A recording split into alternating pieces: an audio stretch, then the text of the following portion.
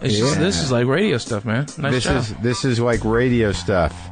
Ralphie May. Equipment, rather. I'm sorry. No, you're right. No, I wasn't being condescending in any way. Don't ever misunderstand me to be condescending unless I'm being condescending. Okay. You'll be able to tell. I think so. Like, this is the condescending tone. Really?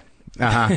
Yeah, that's every comic's condescending tone. Yeah. It's Sure. such an amazing word, isn't it? There you go. Really? Yeah, come on. So Ralphie May's in the garage, just got here. I'm going to leave the air conditioner off. Brought a sidekick with you. Yeah, a pal of mine, buddy, Billy Wayne Davis, who works with me all around the country. Very funny, a Seattle comic via Nashville. And Are you living in Nashville? we have a house there. We have a house here. We split our time between the two. When did you go to Nashville? About 3 years ago. Really? You and your wife? Yeah, my wife. We got babies? We do. We have two children, 2 and 4. My daughter just turned 4. Actually, she turns 4 on the 5th. Because, I mean, I can't remember the first time I met you, but I think you were 12. I think I was, actually, I do. I think it was 92, and it was, I was 18. No, 20. Here? 20. In L.A.? Here.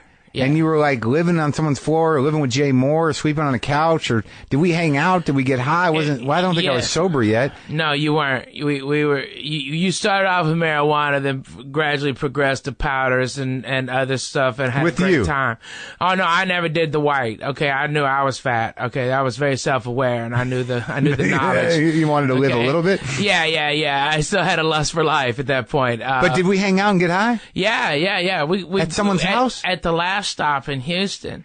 Okay, when shit. Babbitt brought you in with and Mitch Hedberg was your feature. Really? And I was your opener. Oh shit! And I was 20 years old. Really? Yeah. And I was blown away by you. That's why I always call you Mr. Maron, because I thought you were one of the funniest comics I'd ever seen. And I worked with Bill Hicks.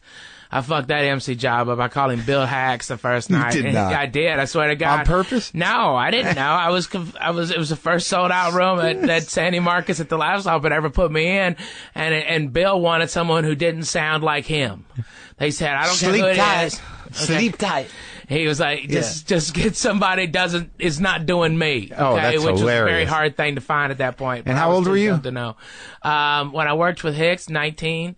And when I worked with you, like 6 months later, I just turned 20. God, that must have been near the end of Hicks's thing. Yeah. He must have been, on his way out. So you've been doing this since you were like what, 17? 17, yeah. Now, where'd you grow up? I grew up in a little town, Arkansas. Who the hell grows up there? What is that like? Is it as bad as we think? Yes and no. I mean, it's naive. Okay, it's definitely naive. It lacks a sophistication and a worldly view, but I gained that through Boy Scouts. At 14, I was in Australia. I was on staff at the World Jamboree in Australia. And so I had a more worldly view than my town. Like, at like 7, I read a map and I'm like, fuck, we can leave. Look at all these exits. What are we doing here? But I can't characterize it. Like, what did you grow up? When people say Arkansas, you think hill people. You think there was a lot of them. But like, we lived in the foothills, a little town called Clarksville, and there was definitely hillbillies. But there was also city people that worked and were educated. And we had a little university in our town, and so it was. What was your family like though? Mine was fucked up, man. My mom and dad got divorced when I was 2. We moved to Arkansas when I was 5. My mom's hometown. And my grandmother gave us one of her rent houses to live in. Yeah. And it had holes you could see through the wall. You could wave to somebody at your wall. Really? And in the winter, it was all plasticed up inside, like Dexter was about to kill somebody. Okay, all right. And I remember my buddy Russell Bryant. He stayed over at my house, and we were under. It was in the winter, and we were under like 20 pounds of blankets. I mean, it was just quilt because the heater didn't work that well. Okay, in the How many house. kids in the family? The 4. There were 4 of you, and your mom, and my mom, and my dad didn't pay child support on a regular basis, and moved from state to state to state to avoid paying child support. Oh shit! And I mean, do you know that guy? Yeah. And you know what? I'm fine with it, man. Because dealing with my mom as an adult, I realize she is crazy. And so I can't imagine being married to her. And you know, so I got it, you know, and he tried to have contact, and my mom she had a house paid for, a big, like 6,400 square foot house in Tennessee paid for, and in 3 years managed to lose it. Okay, she's horrible with money, right? And he said, I had y'all set up to where I would see you every week, okay? I would see you every night if necessary. And your mom, she's just crazy. She can't deal with it. And I'm like, and we've had conversations, and I'm like, I know, but she's my crazy mom. I love her. You know, I mean, just because you got a mental dysfunction doesn't mean you get discounted on love. But it was, but money. But yeah, discounted on money. Yeah, Apparently. yeah, and it was tough, man. You know, my mom had more pride than sense, and she worked jobs and she took herself to school in their mid-40s to be a nurse, and she doing that? And she's doing great. She's still nursing, and she's going back to Houston. I had her retired, and that's another story. But you know, I'm the youngest of four, and so you gave her money to stop working. Yeah, and then that went wrong. Yeah, of course. So now you more identify with your father. Yeah. Now there's no helping it. I mean, when you want to live like you're a multimillionaire and you're a retiree, that just doesn't make any sense, you know. What did she buy? Cars? She bought a car, but she also had my brother talk her into buying 90 acres in Arkansas instead of paying for a house. Okay, I gave her a lot of money, and people don't understand what in this business what it takes to make a lot of money. Not easy. Is you have to almost more than double what it takes, what you get when you take 20% off the top and taxes and all expenses. Or you mean 20% for management and agents? Okay, and then from there, I mean, it takes everything down. So it's like I have to make twice as much as this. Okay, this is more than this is 2 years of your salary here. Here you go. Okay, and you're upper middle class. Here you go. Yeah. And pay for a house, have no bills, have to be some. My brother didn't want to. She was going to move in with my brother and his family, okay, and he ended up divorcing his wife this year, and it's just a mess. So they got this big house up there that he talked my mom into buying, and built an all brick house in the middle of the woods. Who does that? Who does that? Someone from Arkansas. Exactly. And 6,000 square foot. You're absolutely I take no offense, and no one from Arkansas should take offense. That's exactly what my brother is. He was a townie. Yeah. He never wanted to leave. Like, he thought everything outside of Clarksville, Arkansas is horrible. The further you get away from it, the worse you are from the center where you need to be. Yeah. And I was the direct opposite. I mean, I didn't even wait to pick up my diploma. I mail it to me. Okay. I was out. I was doing comedy. That fall, I was part of a beginning scholars program at the University of Arkansas when I was 16, 17. And I was a full-fledged college student I was going for free and going to high school. And I got a chance to open up for Sam Kinison. And Sam had told me to move to Houston. How old were you? I was 17. How old are you now? I'm 39.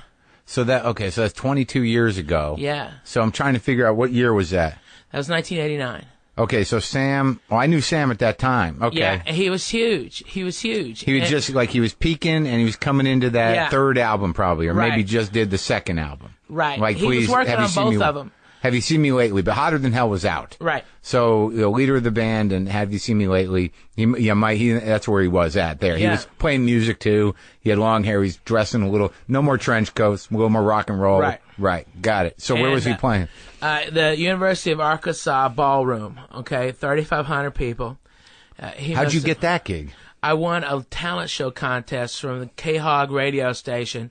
Had open because comedy was so hot, and they had it at the Shakey's Pizza. And I remember when you were younger, you were kind of influenced by Kinison, right? I mean, you screamed a little, didn't you? Well, yeah. When he said, if you get mad, verbalize it, it draws their attention. Yeah. And he always said, change your inflection and your volume while you're speaking, and you will draw them in more because they'll have to listen harder. So Those are preacher tricks. Those are preacher tricks. Okay. And he, and bring him in and don't be afraid of silence. He was the first comic who said, don't be afraid of silence. This is a conversation you had with him after the gig? He kind of he was nicer to me than he was most comedians. So you opened for him on this, you were a prize winner. Yeah, so he was probably, initially he was probably like, fuck exactly. it. And he fucked me. Here's how he fucked me.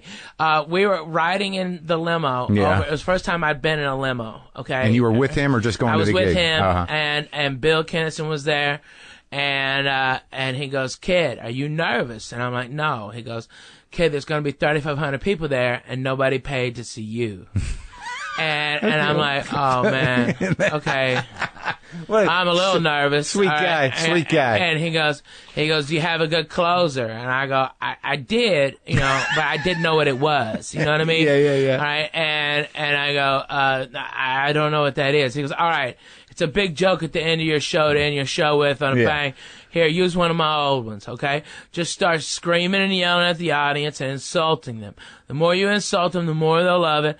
And then when you're done, put the mic on the phone and say, go fuck yourself and get off the stage. They'll love it. Really? Yeah, okay. So I'm doing really well for about 4 or 5 minutes. I mean, I'm killing local references, local jokes, 17-year-old jokes, you know? And I flip a punchline and a setup. I get ahead of myself. Yeah. And then I don't do the other punch after that with any enthusiasm, and I look weak. And in comedy, it's all about confidence. Yeah. If you're not holding their attention, you're not sure what you're doing, they're not going to be sure. Yeah. And so I was panicking. And I remember what Sam had said, so I started railing on these people. All right, I was like, go fuck yourselves, y'all Ned Beatty, pig fucking, y'all fuck your mothers, okay? Yeah. These horrible diatribe of curses and amateur cursing too, you know, just stuff that was like, really? You weren't that confident with the cursing? No, not even that good. All right, and 3,500 people in unison. Boo! Yeah. Boo! Okay, and I go off. I'm welling up. Did you drop that mic? No, I put that mic back and just laughed. I was so humiliated. I was like, oh my god! All right, and I had tears in my eyes. All right, and then I go out and with no music, no fanfare. Sam Kinison comes out going, can you believe that kid coming out here talking to you good people like that? Oh, he would never do comedy again. No, you didn't. I'll squash him like a bug. All right, and now the tears are just rolling because this is my dream, This is what I want to do. And I go backstage and find a payphone. Yeah. And I'm calling my mama Collect to come pick me up because I left the Cutlass at Shakey's Pizza. To get the limo. Yeah, to get to ride in the limo. I never ridden in a limo. And I was calling mom, and Bill Kinison came up and hung the phone up and said, Sam thought that was the funniest fucking thing he'd ever seen.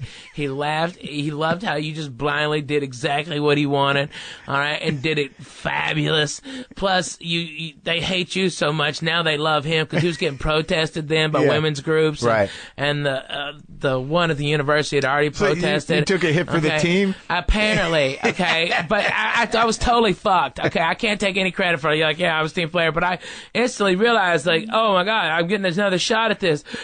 Yeah. Okay, all right, good. Welcome to show business. Yeah, right. That's how politics works. And then he took me they invited me to the after party, okay, which was no place for a 17-year-old. I got to be honest with you, I'm 39. I would be uncomfortable being at that party. I mean, there were rails of blow, and it was yellow. Yeah. It was that old school blow. That cat piss Coke? Yeah. It's like cut with like gasoline. That's not very good man. Coke. I don't know. But, yeah. And then, I mean, but there was just big rocks. That's sad. That must have been the beginning of the decline for Sam, where the Coke wasn't even fucking white. Man, it was dirty Coke. Dirty Coke. It was like chalk. Like they had like another thing of like chalk like that. I mean, just big blocks, rocks. and I'm cutting it up and grinding it, and people were doing bumps, and there was booze everywhere, and me, I've got a beer in a red cup, and I've already poured half of it out. So you I'm would get acting sick? like so I'm acting like I'm fucking hot shit, and I'm not. And Sam comes out of one of the rooms in the suite and goes, "Kid, order some pizza, all right, and tell him we want beer." Okay, all right, no problem. So I called the guys. Wow, man, you got the pizza. job awfully quick. Well, Here's $200. No, just call him. Yeah. Call him. Okay. So I ordered like 10 pizzas. There's like 30 people here. Sam would do a line and eat a piece of pizza. Yeah. That's how degenerate he was. That he was a cokehead and he could eat like a pig at the same time. Oh, yeah. Those are juxtapositions. Yeah, That yeah. doesn't He was a happen. pro. And he. You got to be well fortified to do that much blow. Yeah, right. You got to put some pizza on top of it. And so the guys deliver the pizza, and Sam comes over and pays the guy, and then out of his pocket pulls out 3 little gram bags of Coke. Yeah. And leave it on the thing. He goes, "Thanks." All right. And like 20 minutes later, we get a phone call. "Hey, you guys need more pizza?" Okay. All right. And I woke up on the couch, and there was a naked girl was walking by me. Okay. And this was in a hotel? In a hotel. Yeah. Okay. And there was some other people still there. But I saw like 3 naked women. Yeah. That was great. Yeah. And Sam comes up and goes, "I like you. You know that? What are you doing here?" All right. Because he was from like East, it was like Oklahoma. Right. He was in Oklahoma. And he goes, "What are you doing here?" And I'm like, I'm going to school. And he goes, "Are you really that young?" And I'm like, "Yeah." He goes, "Go to Houston. Go to Houston. Go to the workshop. Those fuckers are funny." Did They're the workshop assholes. even exist still? This was in 89? 89, and then by the time I got there in September because I went to Baltimore first. I Why? lived with a sister there in Baltimore in her basement, and had a job and was doing comedy around there in D.C. Because I wanted to be closer, because I thought I was like a political comic, and You were a political comic? A little bit, trying to be, I've since dropped the politics and gone to more social issues, What kind of politics were you doing when he started? Was that 90 what? 90, 91, 92. What was the angle? You decide you were going to D.C. and you were living with your sister. You got a job. You're doing what? Open mics? I was doing open mics. What were the clubs like? Were you doing both black and white clubs? Yeah. And I only did that for like 4 months, and then What was your political angle? a conservative Democrat.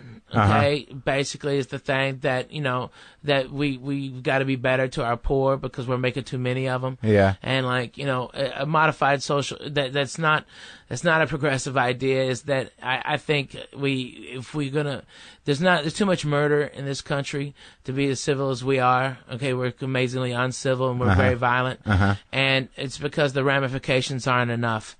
I think that if you're a violent criminal, you've opted out of the Constitution, because the first 3 letters are "We the People." Okay, and I think it's So you're important saying that pro-death penalty, definitely sympathetic to the poor, sympathetic to the poor, pro-gun, a little bit, yeah. Okay with gay people, very, yeah.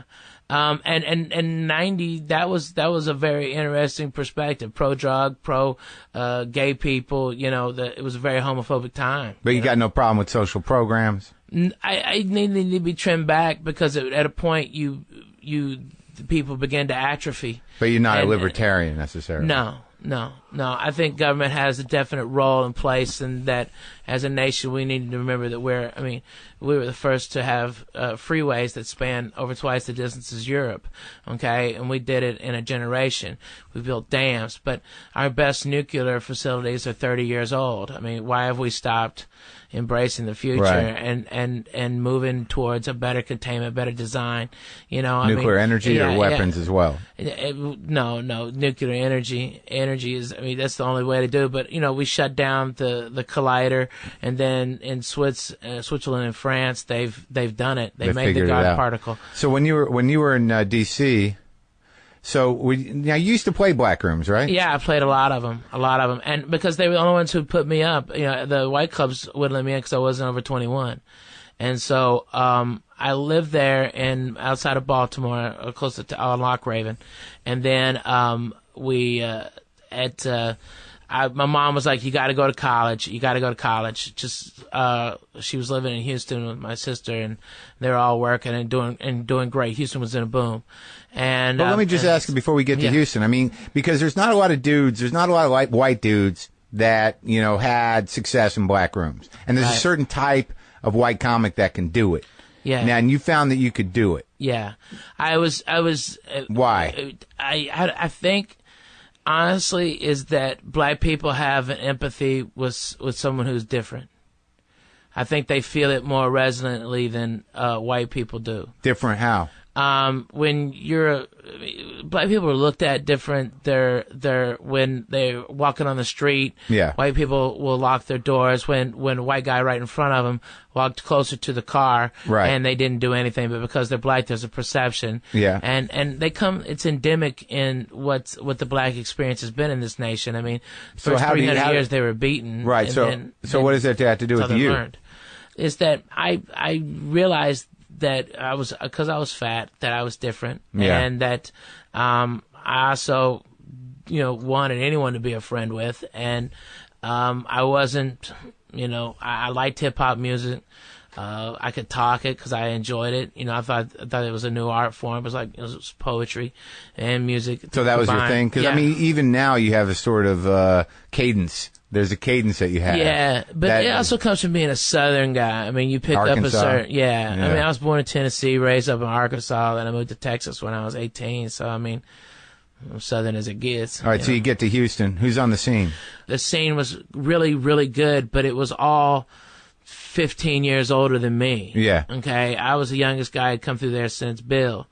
And so everybody, because I wasn't as good as Bill, everyone immediately discounted me. Okay, and I was doing more fat jokes. Because you were young. Yeah, because I was young. I was trying anything, and fat jokes kept on getting the biggest punch, so I just kept on fucking pommeling with them. And a comic named Dante Garza and Charlie Shannon came to me and said, hey, why don't you got to decide, okay, whether you want to be a fat comic or a comic that just happens to be fat. Yeah. And it resonated with me, and I was humiliated by the truth that I was just leaning on this thing fucking too hard, and that I was just being this fat joke, predictable, that how could that ever last for 30 minutes or 45 minutes? How could I ever be a headliner if that's all I did and subsist on that alone? You know, you have to say something. And I was under their tutelage, you know. I was amazed. I learned everything about comedy from those guys, and even though the workshop had been closed down, that Dean of Coke was washed out. It was run. I landed at the comedy showcase that was run by a comedian named Danny Martinez, who's one of the smoothest comedians I've ever seen.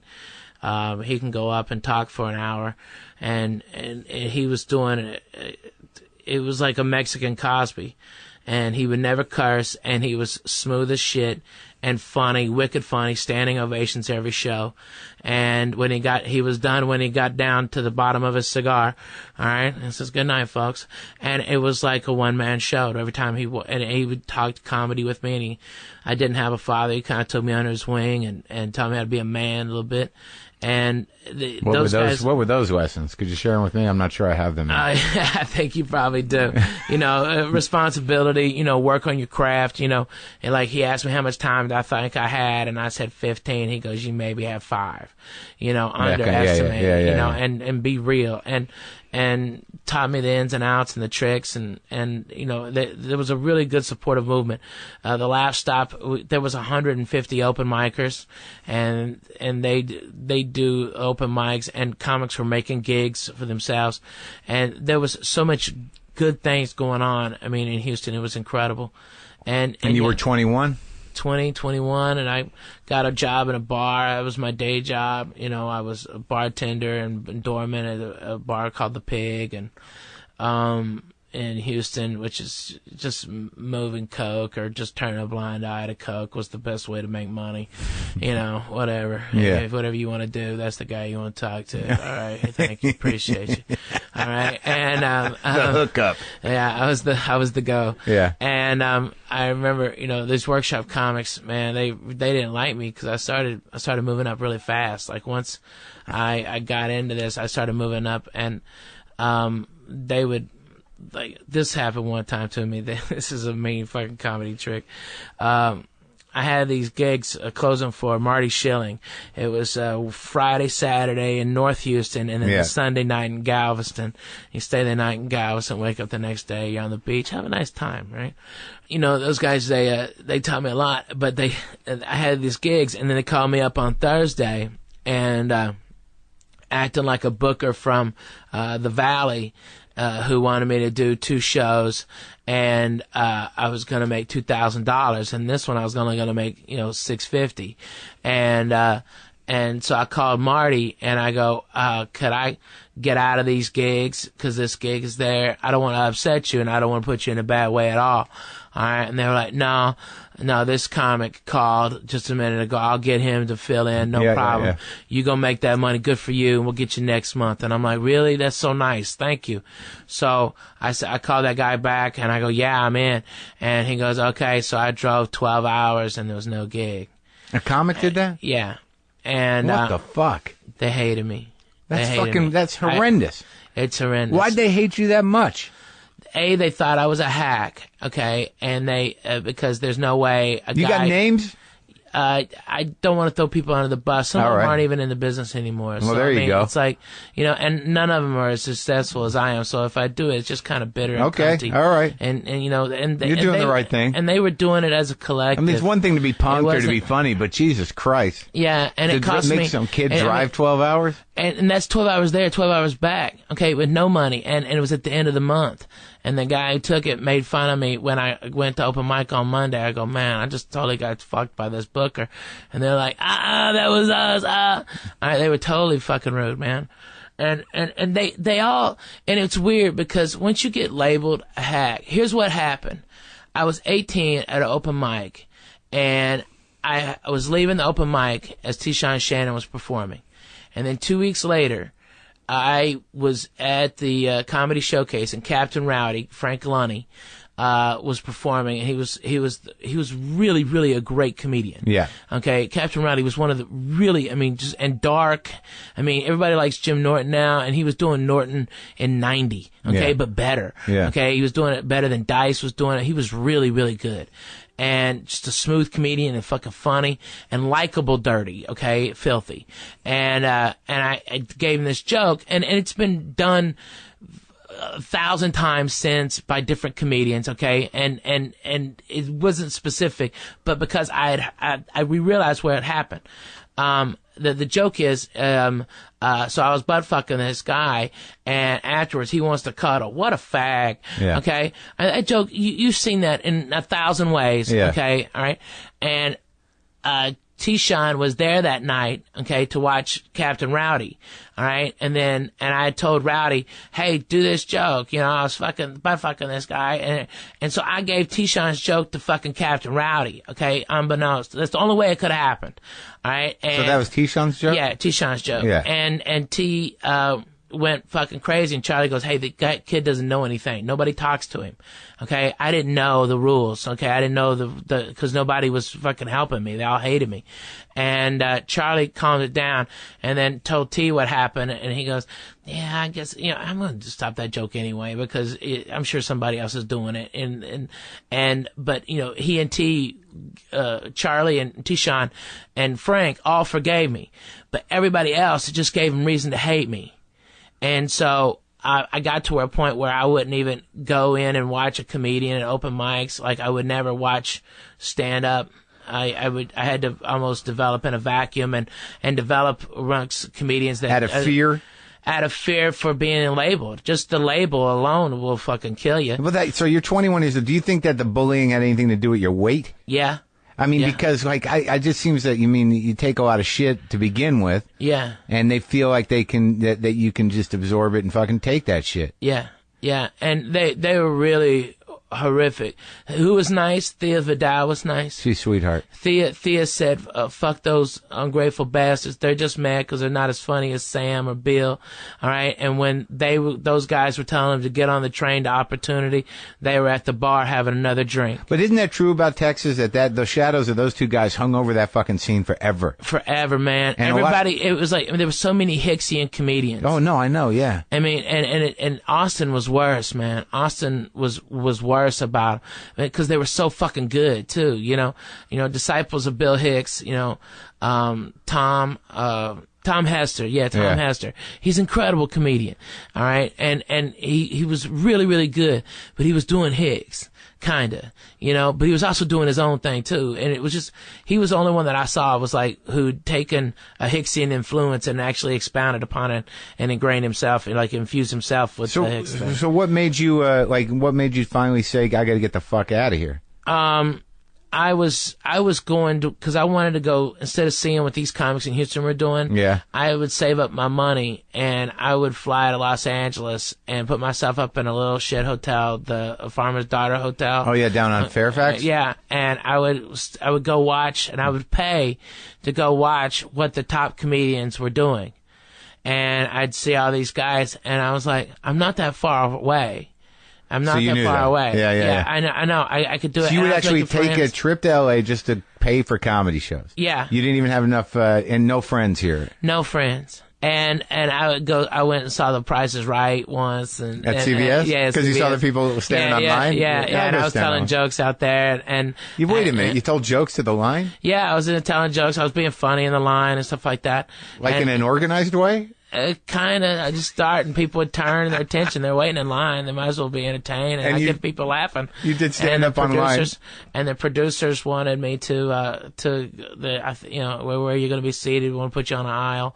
Okay. And I was going to be moved in, and then they didn't. They switched me back. I guess I was too fat. I don't know.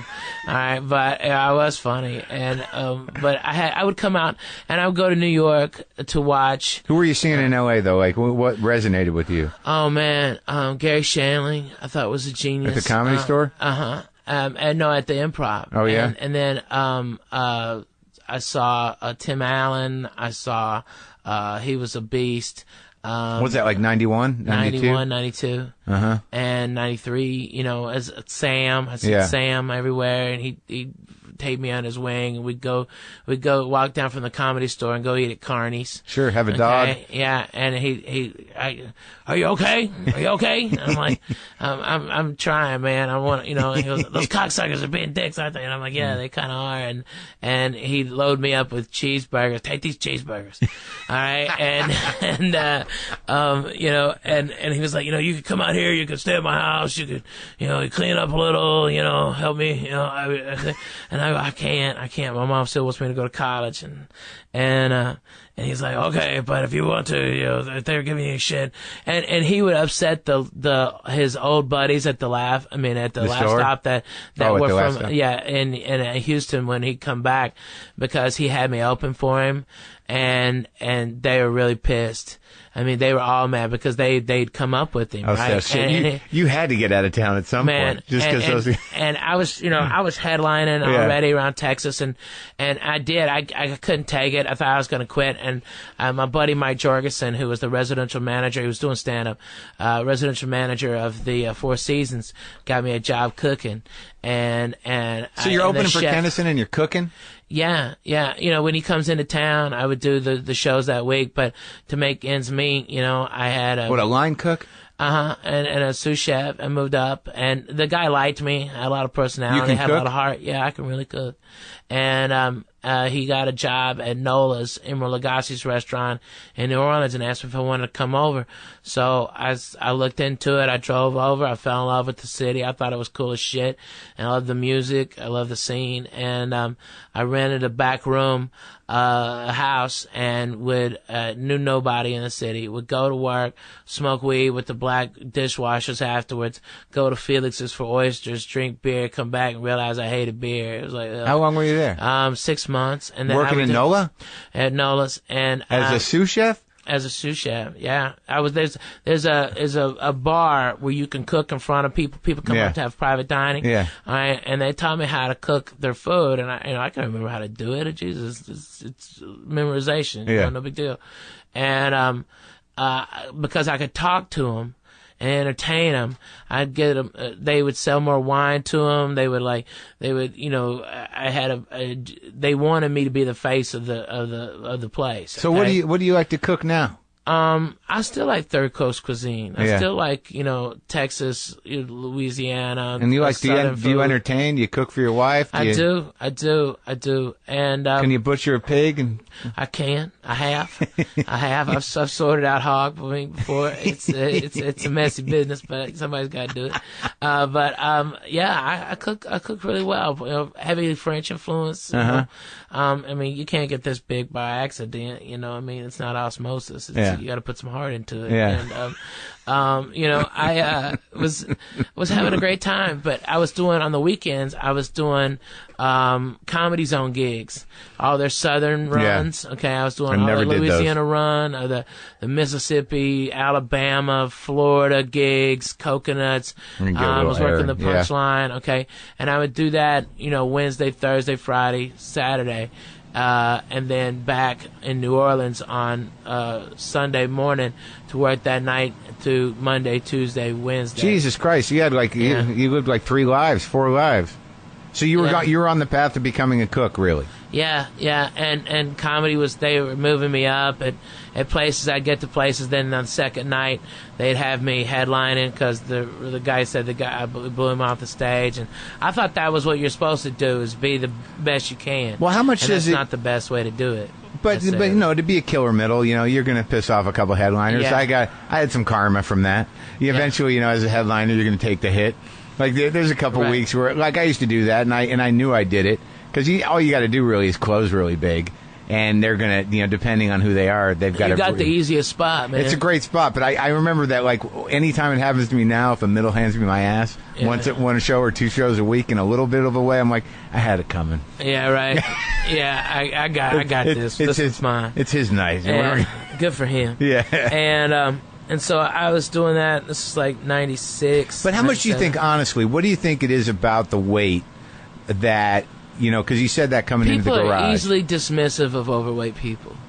They, statistically, people, if on just picture to picture, they think that the more overweight you are, the dumber you are. And that the more of a victim you are. And I wasn't trying. I had a life-changing event at 16. I got into a major car wreck, and my ass got handed me a big old plate of humble pie, and I had to eat it because I was at the mercy of other people. What happened? You almost died? Yeah, I did die, actually. I was in a car wreck. I broke 42 bones. 42 bones? 64 separate breaks. I broke my 3 vertebrae in my lower back and fractured 2. You went through the windshield? I bounced in and around of a 84 Chevy Silverado truck. Rolled it 4 to 5 times, flipped it 5 to 6 end over end, and then rolled it more down a hill. Wrapped around a tree, and my legs were crushed. Both femurs were broken. Oh, God. When the steering wheel came Jesus down Christ. on it. And it was a mess, man. You know, I was only conscious for like the car rolled over and was laying on its side, and gas was pouring out on me, and I was conscious for like maybe a minute and a half, and then I woke up 12 days later in a hospital in Russellville, and they had put me in a drug-induced coma to set the shit.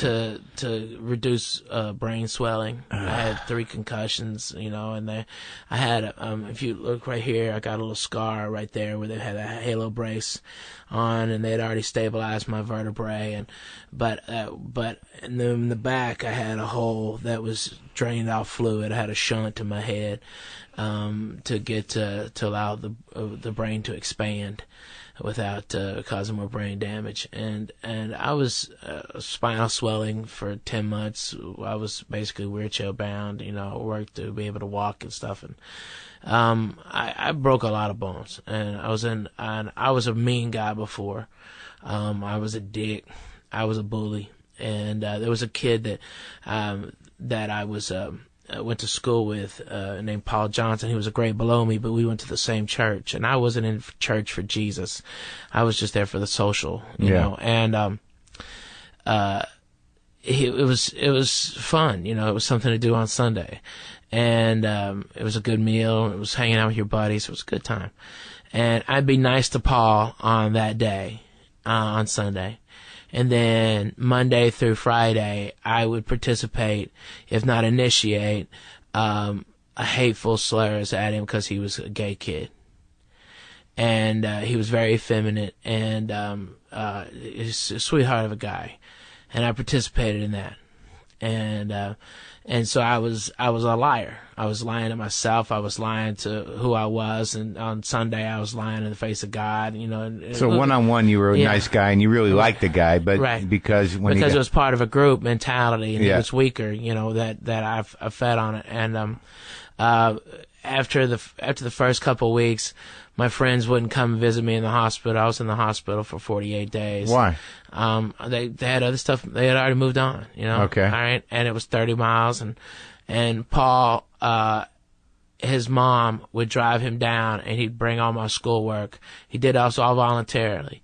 All right. Even though and kept me where I didn't have to miss a year of school. And, he was there every day. So when I finally got back and I was walking and I had some juice, this was my senior year, I was still kind of strong. You know, I'd rehabbed enough to where I had some of my strength back before.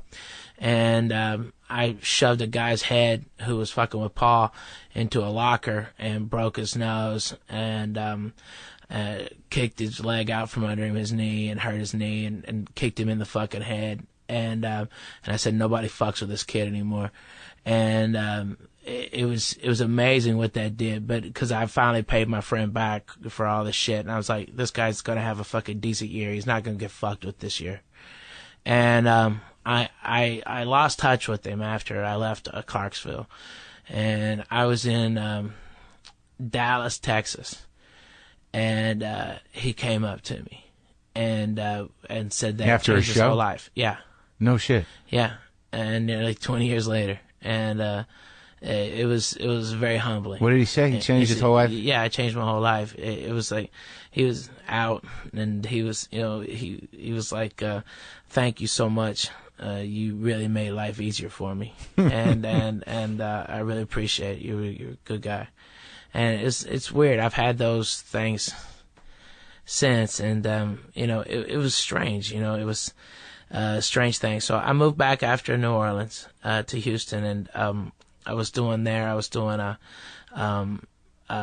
defensive driving, and so I was getting really good at defensive driving. I was teaching at the Comedy Showcase and making money doing that. You're teaching driver's ed? Yeah, driver's ed. For people that wanted to get points off of their record? Well, in Texas, you could get any traffic violation expunged and receive at the same time a 10% discount on your insurance. And that was done through the Comedy Club, because they did that here, right? Right. And they had comics teaching that shit. Yeah. And they had comics teaching it. And for me, it was just being in front of an audience for 6 hours and making people that hate my fucking guts and don't want to be there laugh their balls off.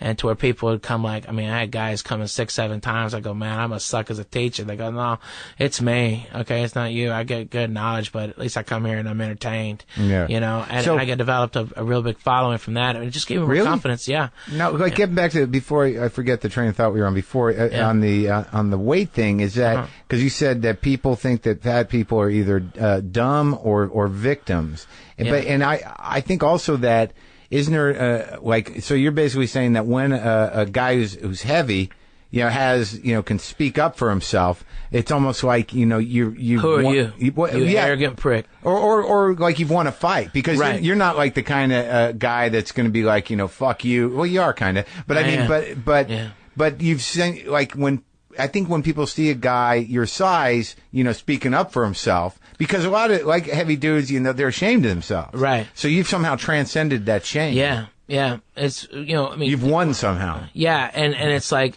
I mean, and I had girls, Mark. I mean, there was that's another thing that they were dismissive of. You know, if I got a girlfriend, they would those comics were so fucking vile. They would go after her. Like if I brought her around, okay, they would go after her, all right, and make up all this shit. They did it to my now wife. We were together in 1998, and she's an open micer, and I was teaching defensive driving, and I came to open mic at about 9 o'clock to spend time with her, right? And I come there, and she immediately takes me outside and goes, they're telling me you're a hack, you're a thief, you're a joke thief, that you're an asshole, that you're lying to everybody saying I'm fucking you, and they know it's a lie and stuff like that. And the truth is, the night before was the first time we had actually made love. Yeah. Okay, and I was desperately in love with her. So did you say, but I am fucking you? No. I said I didn't have the wherewithal, but it was because I was so infuriated that these fucking miserable fucks had done this to me that I wanted to fucking strangle them. And it came down that, I go, let's get him here. And none of those guys would look me in the fucking eye. They all knew what they had done to me. And I called them all cunts to their fucking face. And I said, you're a bunch of loser fucks. You're jealous of me. You always have been. All right. Go fuck your mothers. All right. If anybody wants to fucking do something, let's go outside. And I fucking had my baseball bat, and I was ready to fucking whip their ass in front of the laugh stop. And they all went out the back way and left. Okay. And that's when that shit stopped. Okay, and I said I was gonna go to town. I was gonna break their cars. I was gonna fucking pummel them, and they all stopped. So let's talk about the transcendence. I mean, because you won, you're national headliner. You sell out. People fucking love you. Yeah. So okay, so you're teaching defensive driving. You got a girlfriend. You've had to defend yourself against a bunch of assholes. Yeah. Now, did you ever get called out? I mean, outside of the T-Sean to Shannon thing, was there ever another joke? They would always say, I rewrote the joke, so it's not the same. And yet they would never cite instance after instance. They had passed this on to the younger comedians coming up so much that one time I went back to Houston and I was there, and this comic who had some balls named Quinn Hatch came up to me and was calling me a joke thief and a fucking piece of shit, even though I hadn't been in Houston since he'd never done comedy. He'd never met me before. And he just heard from all these other comedians how I was a joke thief and an asshole. God, what are we, a bunch of fucking girls? Yeah. I mean, what a bunch of gossipy it's amazing. Like, shouldn't these guys be doing something other than this? Well, just watch me. I'm not doing anybody but me, okay? These jokes couldn't be written by anybody else but me, okay?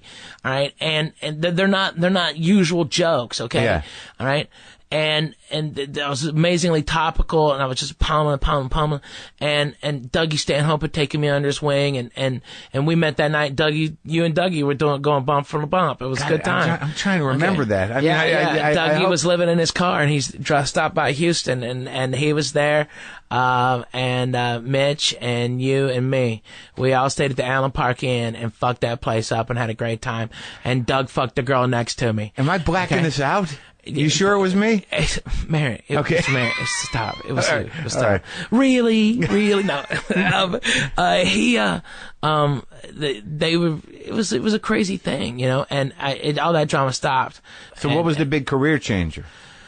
I gave Joey Medina, actually a Puerto Rican comedian, a ride from Houston to the Latino Laugh Festival in San Antonio because he was going to have to take a bus. And I'm like, man, I'm not doing nothing. I'll take you over there.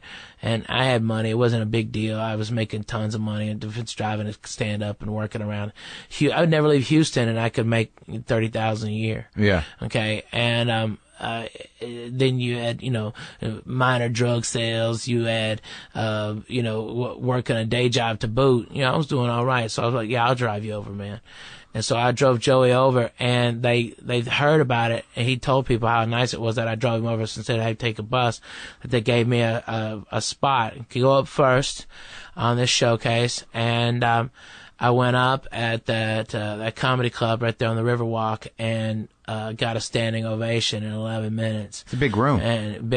And everybody was there from the networks, and they had never seen anybody like me. This is a Latino festival. The Latino Comedy Festival. Yeah. Dominic Dunn from from ABC was there. She gave me her card. All these guys gave me their cards. I got management. I got agency representation from there. And they said, you have to come to Los Angeles. We'll see you in 2 weeks. Get your affairs together. And so I packed up everything into my Toyota 4Runner and moved to LA. And I got to LA and Doug goes, hey, I got you a place to stay. And I'd come out here for like 3 months living on the floor of Joe Medina's and Alex Raimundo's apartment, and they said, Ralphie, stay here, but Doug was like, get out of that. I got you a place at 1440 North Gardner, and you'll stay. It was his Matt Becker, his buddy, you'll sublease his house, but actually he wants to keep his stuff, so he's going to pay his rent. He's working in Alaska, all right, and you just stay there, no problem. So I stayed there for a year for free. I got settled, that's why I feel so much calmer to help other comedians. And these guys were terrific, man. I mean, Dougie made me this. He told me, he goes, Stanhope? Yeah, Doug Stanhope. He was like, you have to be in comedy clubs every night. Okay, when you first get here, go to every comedy club every night. And I met Joey Diaz, and Joey Diaz was like, yeah, come with me. I'll go and introduce you at the Comedy Store. And he introduced me at the Comedy Store, and that Sunday, this was a Saturday, Sunday I showcased for Mitzi, and then she made me a paid regular on the spot and gave me main room spots. And she said the only person she'd ever done that for besides me was Roseanne. Yeah. And I was like, wow, that's incredible. And then on Tuesday, I showcased at Jamie Masada's, the Laugh Factory, and I got passed there. I was doing 8 spots there, and then I went to the Improv, and I got passed there all in the same week. So in 1 week, I'm in LA, and in the course of 4 days, I've already done like 16 spots, and over the course of the week, I've got 22 spots or 28 spots, something like that. I was doing 3 and 4 spots a night, 4 or 5 spots. You were ready, I guess. In LA. I was ready for it, but it was weird. And then I was working all the Latino rooms too, because I'd always been cool with these guys, and Latino and black rooms too. So, I mean, when I hit LA in 99, 2000, I mean, Dan Cook was there, Mitch Mulaney, Alonzo Bowden. These were guys that were throwing heat, around LA, and I was going up right behind him or right in front of him. Like Dan Cook would get a standing ovation, and I go get another one. Then Dave Chappelle would go up. I mean, or follow Chappelle after Dan Cook. It's like, motherfucker, for real. I mean, these guys are lights out, and it was just so much good comedy here, I mean, it was like I'd never been there, and I had none of that weight from anybody else. Nobody was giving me any shit.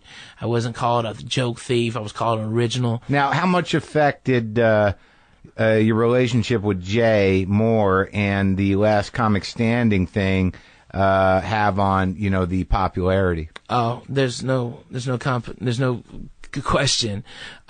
Jay and I met in 2000 at the Laugh Factory. He hated me at first because I was doing this joke about how the Kennedys are just the stupidest people of all time, and he's very pro Kennedy, and I was saying all of them. Joe Kennedy had weak sperm, and I went through all the Kennedys, JFK. So Jay gets pissed off. Yeah, he gets mad, and I'm talking about, because this is like a week after JFK Jr.'s plane went down. Oh, okay. All right, and so you're like me, I'm fresh on it. Yeah. Like there's never a too soon. You know? Sure. And it was pilot error, and I said, who the happiest person in the world was? His ex-girlfriend, Daryl Hannah. All right, she was his like, ex-girlfriend. Yeah. So I'm so glad that motherfucker didn't marry me, and because I'd have been on that plane, and I said, and that's fucked up because that bitch was a mermaid. She could have saved his life. All right, and that's when Jay goes, oh, okay, I get it now. All right, I see his angle.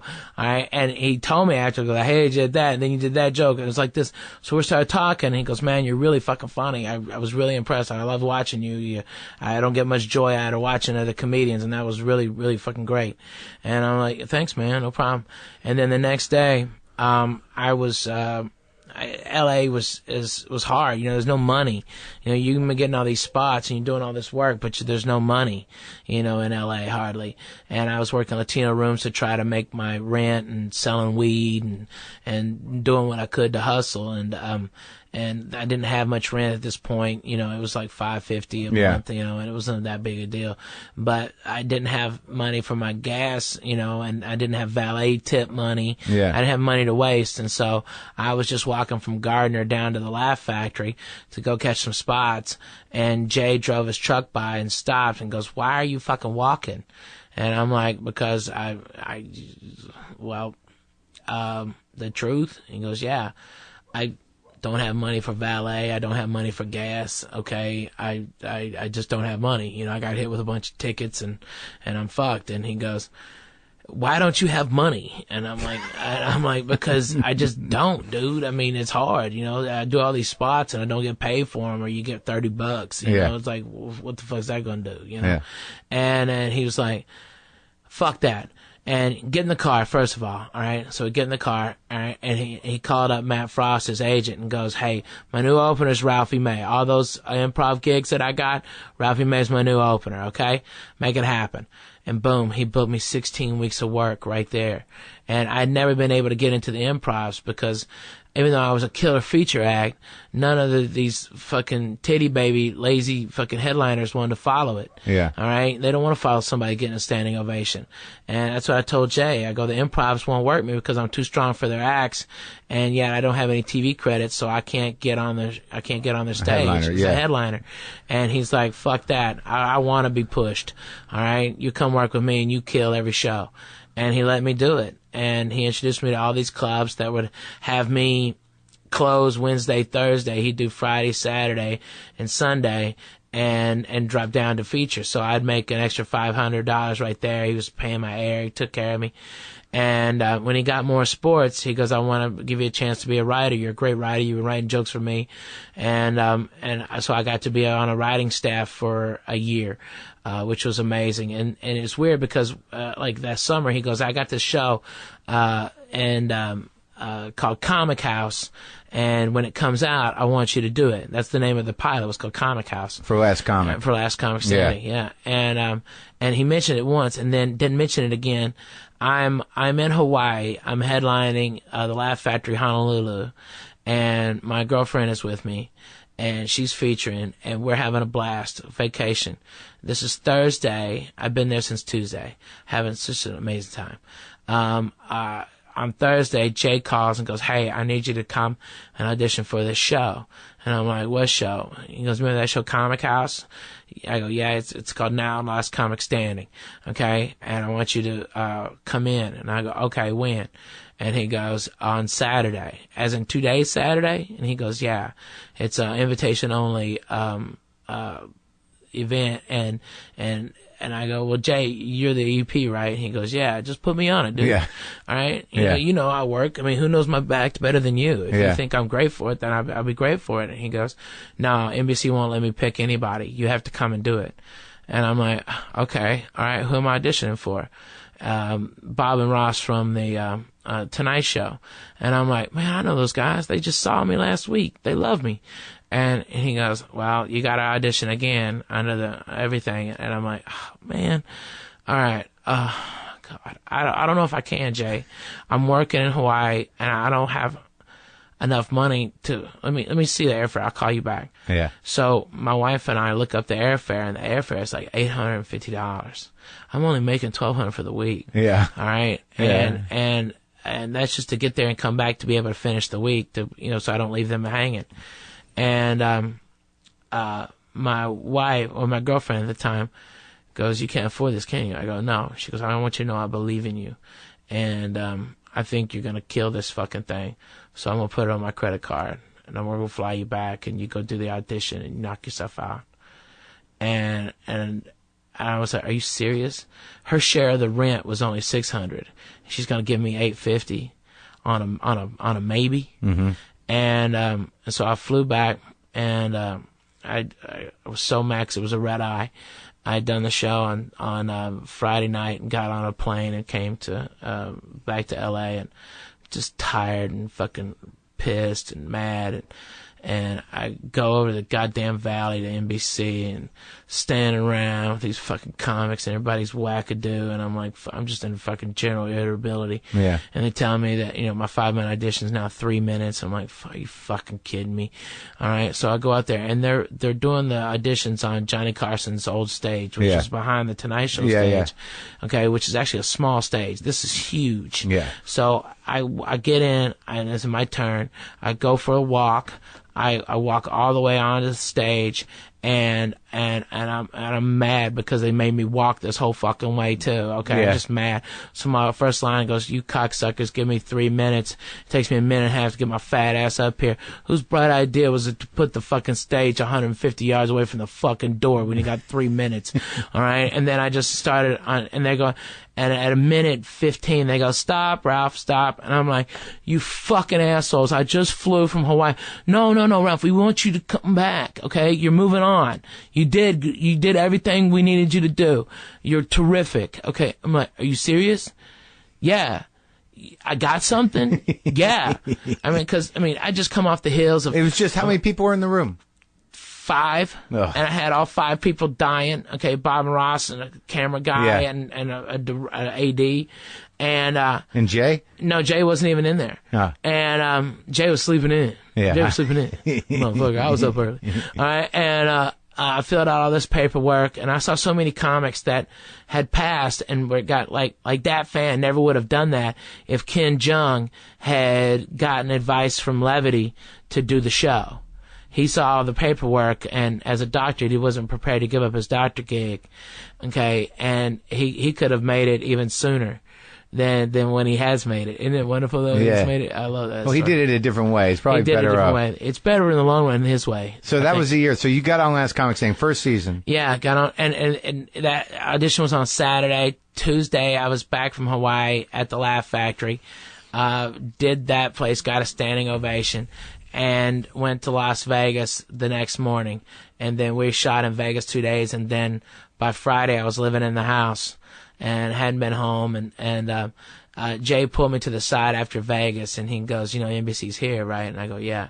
He goes, you need to know something. We had a meeting yesterday in Los Angeles, and they are very nervous how good you're doing. They've never had anyone your size on primetime television before, and they're very nervous that you will do well in this and last longer, and they think that this is going to bring down the show. He goes, you have to give them a standing ovation every time. The audience has to speak that they can't get you off. If it's close at all, you're gone. So because you're a fat guy again, they want to push you out because they think you're unappealing. Yeah. And I knew it was true because I just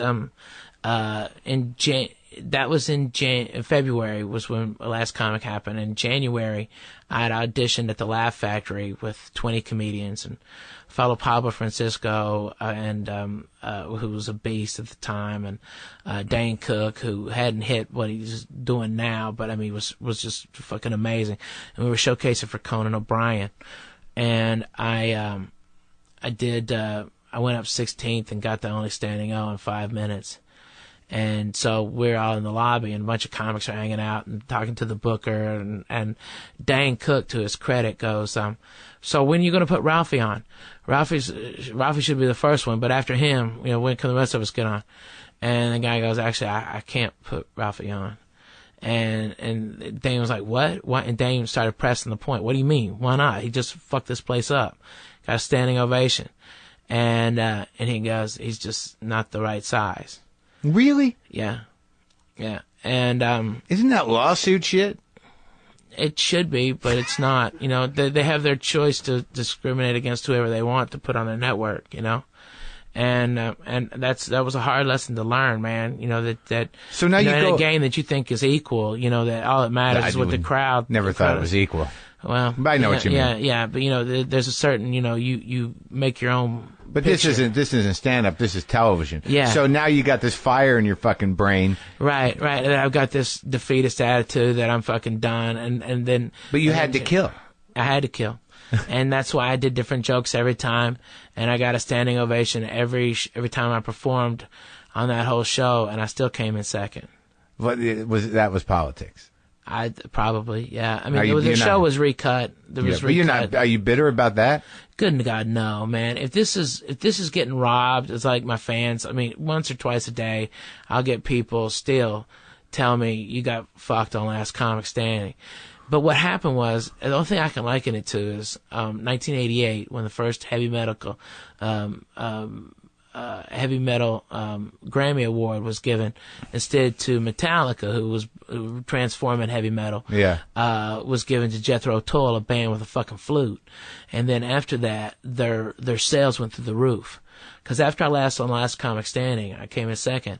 My album, the pre-sale was like 500,000 units for DVDs and CDs total. Okay. Jesus Christ. And that was the pre-sale. And then it went platinum within, it was released in November. By mid-December, it was already over 1 million units sold. Target picked it up. Walmart picked it up. All these big box stores, Best Buy picked it up. And so I moved that many units off of and then I went from, making, $800 a week or to $1,200 a week headliner to pulling down 10, 15,000 and then up from there, And that was right after Last Comic. Right after Last Comic. Well, shit, so you've had a good run and you're still having it. Yeah, I just keep on putting out albums, Mark. How many you got out? 4 now, and I'm taping October 1st another Comedy Central album. I've got this one's gonna be really good, man. This one's gonna be, it's transcendent stand-up. It's more social. It's talking examples about like the Arizona law against Mexicans and how it's just race-based and talking about that. I'm talking about gays in the military. I'm talking about how our government uses racism as a hologram to keep us looking at each other instead of looking at them and seeing what they're doing. Gulf of Tonkin incident didn't happen. It was white versus black, and I get blame where it is, but I also share in that story about meeting a Mexican kid in 1984, a Mexican guy who came to our town, first Mexican I ever met, May 17th, 1986, and he knocked on our door and said for $10 he'd mow the yard, and I said, well, how about for 12 you edge the driveway too? My mom gave me $20 to do it, so fuck it. I just made $8 and didn't have to do it. It's terrific. Welcome to America. That's capitalism. I'm a supervisor now, right? So afterwards we get done. I take him out a big old glass of water and he in broken English, I asked him, how'd you get here? Because that was the first Mexican I ever met, and he explained that it was hard, but it was like his 2-year-old daughter had died from drinking bad water, and then the day after the funeral, he and his family packed up everything they had and walked to America, 5 days to the desert, and that was like a month ago, and here he was in my little town pushing a lawnmower, and I just thought that was the most incredible story I'd ever heard, and I went around with him around the neighborhood and shared that. But I talk about that and how, there's... Did you give him the other $8? Fuck no. But hey, that was a deal. That was made. Okay, that money was spent. But I did walk with him and get him more business. All right. And he would mow my yard for free. So ultimately, it all worked out great. I made more money after that. But, it's something that, you need to transcend these stories. You need to personalize it and make it something better. But I'm also taking on the word nigger. After 40-something years of equal rights in this country, presumed equal rights, we still leave a loaded gun out there for our children, and I'm trying to remove the gun. And it's a big undertaking, and it's a battle. It's self-righteous, and in this next album, I'm trying to start my own religion, an updated Christianity that doesn't require the hypocrisy of a church. And I got a gospel choir, and it's going to be a fucking big undertaking. The Gospel of Ralphie May. Coming soon. Comedy Central probably in February is what they're telling me, and this one might end up